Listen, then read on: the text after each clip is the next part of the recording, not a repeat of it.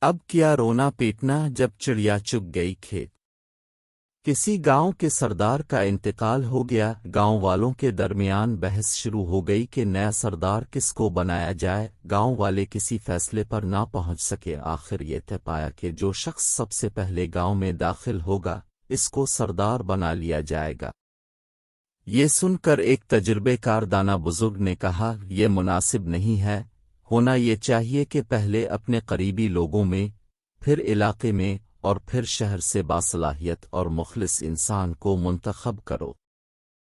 لیکن گاؤں والوں نے اس دانا شخص کی بات نہ مانی اور گاؤں میں سب سے پہلے داخل ہونے والے شخص کے استقبال کی تیاری شروع کرنے لگے۔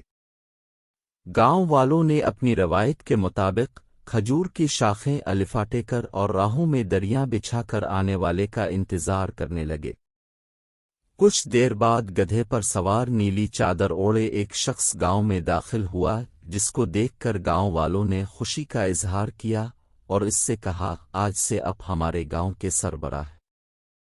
ان کی بات سن کر گدھے پر سوار شخص نے کہا، میں کیسے تمہاری بات مان لوں کہ میں تمہارا سردار ہوں اور تم میرا ہر حکم مانو گے؟ گاؤں والوں نے کہا، آپ جو بھی حکم دیں گے ہم اس پر عمل کریں گے۔ گدھے پر سوار شخص نے کہا، میں تم کو آزمانے کے لیے حکم دیتا ہوں کہ تم لوگوں کے پاس جو بھی سونا چاندی مال وزر ہے میرے حضور پیش کرو۔ یہ حکم سن کر تمام گاؤں والے اپنے گھروں سے سارا مال سمیٹ کر لے آئے، جس کو دیکھ کر اس شخص نے کہا، میں بہت تھکا ہوا ہوں، آرام کرنا چاہتا ہوں، تم سب لوگ جشن مناؤ۔ گاؤں والوں نے اس شخص کو اس کی آرام گاہ پر چھوڑ دیا۔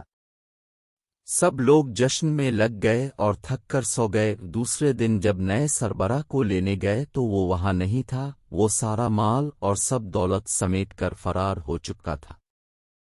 یہ دیکھ کر گاؤں والوں نے رونا پیٹنا شروع کر دیا۔ جب دانا شخص نے گاؤں والوں کی یہ حالت دیکھی تو کہا، اب کیا رونا پیٹنا جب چڑیا چگ گئی کھیت۔ تمام گاؤں والوں کو اپنی غلطی کا احساس ہوا اور اس دانا شخص کو باہمی مشاورت سے گاؤں کا نیا سربراہ بنا لیا گیا۔